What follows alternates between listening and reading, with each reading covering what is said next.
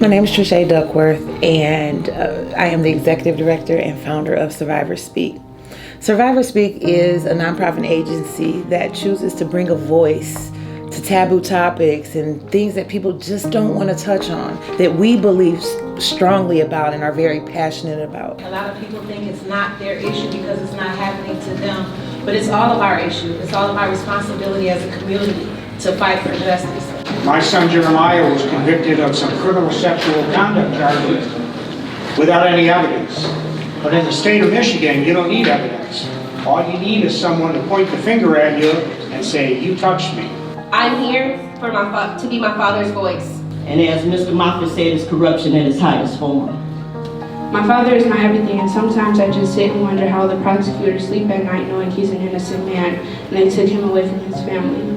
The prosecutor misconduct, the judicial conduct, the Brady violations, the hiding of evidence that proved he was innocent, she says that the other attorney should have done that, not her. We're here because we were interested in what you guys had going on here. It looks like this is common across the entire United States, not just in Ohio or Michigan. It looks like it's a money-making cow for politicians that don't really seem to care about the little people, about the people that are working families, about the people that are struggling. All they care about is advancing their careers, and they care about making money. And my son was convicted of a murder he did not commit and a robbery of a Pizza Joe's. So touching on those social injustices that people really don't talk about and that we think are hugely important and impact people's lives.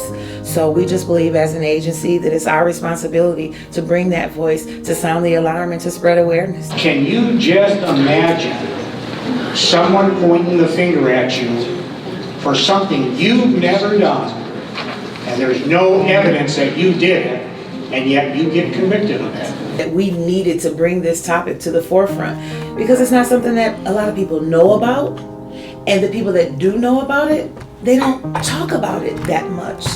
And people are suffering, people are hurting, their lives are hugely impacted, and not just the person that's incarcerated, their whole entire families. And so as an agency, we just wanted to do something to highlight this towards ending, I would say eradicating one day wrongful convictions, because that's our goal.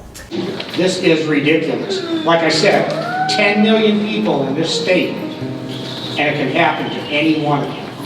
And I'm angry, but I'm gonna keep asking God to give me the strength to get through this.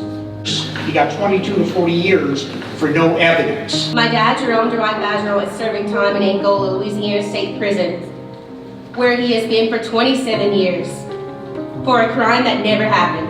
If you are comfortable with things such as this continuing, I'm not talking to you. I'm talking to people who have a heart, who care about others, not just their self. Every voice counts and helps. Our father is innocent. My brothers and I were his alleged victims. We were told what to say. We were 3, 4, and 5 years old. We have been trying since 1994 to tell the truth. I'm not an attorney. I'm just a retired federal employee who can read and write, look at laws, interpret laws, and I address those issues. Hopefully they give me a fair opportunity, and my son a fair opportunity, to beat this. We are victims of the system as well. We made false accusations about things we were told to say about our parents. We were never sexually abused. Later on, we find new witnesses.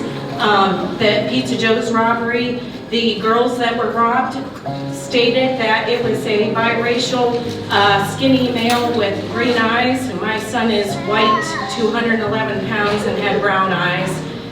He had tattoos on his hands. The girls said absolutely no tattoos, that he was not wearing gloves, and they said he didn't look like the robber, and they still convicted him. They then took my younger son, because they now need 2 people, because they saying it's 2 people. So they go grab my other young son, and he was on the news like, "Gloria, watch the news." I turned the news on, they flashing my son, saying that he's armed and dangerous. Well, what do you do when this just happened out of the blue? You don't know the people who died.